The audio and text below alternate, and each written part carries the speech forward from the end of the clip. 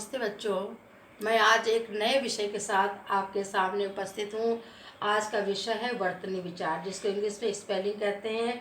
इसमें ये कोई बहुत कठिन विषय नहीं है, लेकिन फिर भी बच्चे से बहुत ज़्यादा मिस्टेक करते हैं। वो किस कारण से करते हैं, उनके उच्चारण में शुद्धता नहीं, इसलिए कभी कभी कर जाते हैं, या क्षेत्र विशेष की बोली के कारण वो मात्राओं में गलतियां हो जाती हैं, या मानक पद्धति का उनको ज्ञान नहीं होता, इस कारण से उनको गलतियां वो करते लिखने में। तो आप एक के बाद एक आप देखिए कि किस तरीके से आप लोग जो हैं ये वर्तनी का प्रयोग करेंगे। तो पहला है, खड़ी पाई वाले व्यंजनों से संयुक्ता अक्षर बनाते समय उनकी खड़ी पाई हटा दी जाती। पाई से ये डंडा लगा हुआ खा में, इसको पाई कहते हैं। ता का डंडा, ला का डंडा, ये क्या होता है? पाई।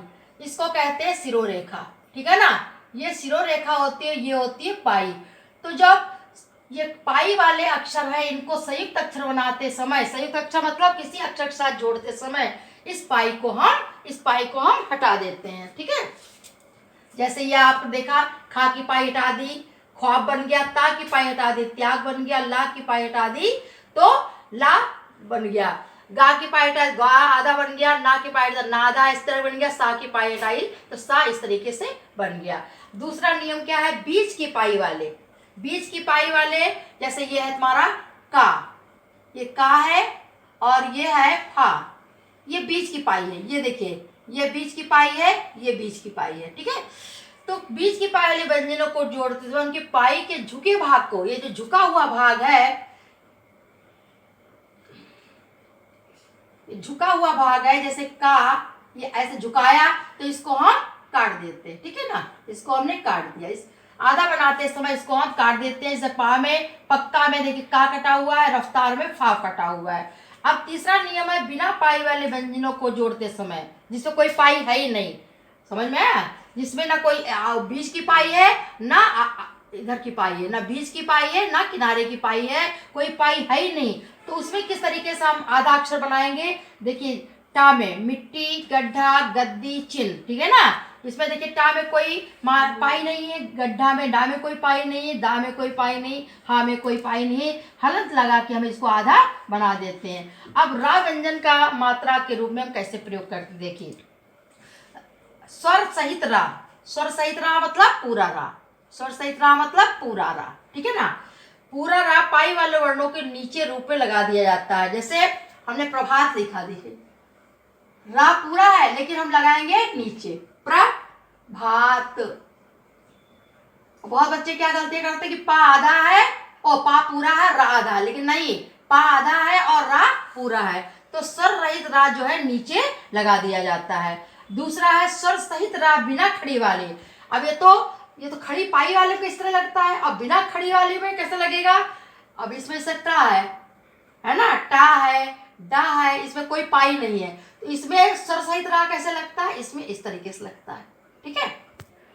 और दा हा शा के साथ, दा में कैसे लगता है? दा भी बिना पाई का है, इसमें ऐसा लगेगा, और हा भी बिना पाई का है, लेकिन हा में ये इस तरीके से लगेगा, और शा में, शा का रूप पूरा ही बदल जाता है, शा में रा लगाते समय ऐसे हो जाता है। तो ये आपके इतने नियम हुए। आगे और कुछ हम विशेष नियम बताते हैं। देखिए, पांचवा नियम है री के प्रयोग संबंधी नियम। तो मात्रा के रूप में री का प्रयोग करते समय उसे वर्णों के पैरों में लगाया जाता है। देखिए, ये वर्ण है, इसके पैर है, इसमें हमने वृक्ष है, पृथ्वी लगा दिया, ठीक है। और सा के साथ जब री का प्रयोग होता है तो ऐसे लगा दिया जाता है, ठीक है ना। अब इसमें भी देखिए, अभी आपको बताया था, जब सा के साथ में जब स्वर सहित रा का प्रयोग होता तो ऐसे ऐसे लगाया जाता है। अब जब री का प्रयोग किया है, जब री का प्रयोग है तो इसको ऐसे, इसमें भी बच्चे बहुत गलतियां करते हैं, ठीक है ना। ये श्रा है, ये श्री है, ठीक है। अब है छठा, पंचमा अक्षर संबंधी। पंचम अक्षर कौन से होते हैं? 25 जो होते हैं वो स्पर्श व्यंजन होते हैं, उसके पंचम अक्षर कौन कौन से होते हैं? पंचम अक्षर होते हैं आपके, यहाँ देख लीजिए, अंगा, इया, अणा, ना और मा, ठीक है। तो का से मा तक यदि पंचम अक्षर स्वर रहित है, पंचम अक्षर मतलब ये स्वर रहित है तो उनका प्रयोग अनुस्वार के रूप में होता है। जैसे अंक, ये का जो है ये कवर्ग है और इसका पंचम अक्षर क्या है, अंगा, है ना। तो और अंक की आवाज आ रही है तो अनुस्वार के रूप में होगा, अंगा नहीं लिखा जाएगा। इस तरीके से चाचा चाचा इया, इया पंचमा अक्षर है, ये स्वर रहित है तो इसका प्रयोग कैसे होगा, ये अनुस्वार के रूप में हो जाएगा। अड़ा डाटा डाटा अड़ा, अड़ा में पंचम अक्षर कौन, अड़ा होता है तो इसका भी अनुस्वार रूप प्रयोग होगा। ताथादार ना में ना पंचमा अक्षर है तो इसका भी प्रयोग अनुस्वार के रूप में होगा। ताथा पापा माँ, इसका पंचमा अक्षर कौन सा है, माँ है, तो आधा माँ नहीं बनाएंगे, अनुस्वार के रूप में इसका प्रयोग होगा। ठीक है ना। तो पहले क्या होता था, पहले अंगा अया अड़ा ना मा बनाया जाता था, लेकिन आज की मानक पद्धति में उसका अनुस्वार के रूप में प्रयोग किया जाने। 7, यदि दो पंचमाक्षर एक साथ आए हों तो स्वर रहित पंचमाक्षर अनुस्वार नहीं बनता है। अब जब पंचमाक्षर दो एक साथ आए हों, है ना, द्वित्व जिसको कहते हैं द्वित्व, है ना, तब यहाँ पर ये अनुस्वार नहीं बनाएंगे। ठीक है, ये एक साथ देखिए आ गए दो पंचमाक्षर, यहाँ भी माँ, यहाँ भी है, एक स्वर रहित है एक स्वर सहित है, तो यहाँ पर हम अनुस्वार नहीं बनाएंगे बल्कि हम माँ ही आधा लिखेंगे। इसी तरीके से देखिए दो संयुक्ताक्षर सही द्वित आ गए हैं तो इसमें भी हम अनुस्वार नहीं बनाएंगे, हम आधा ना बनाएंगे।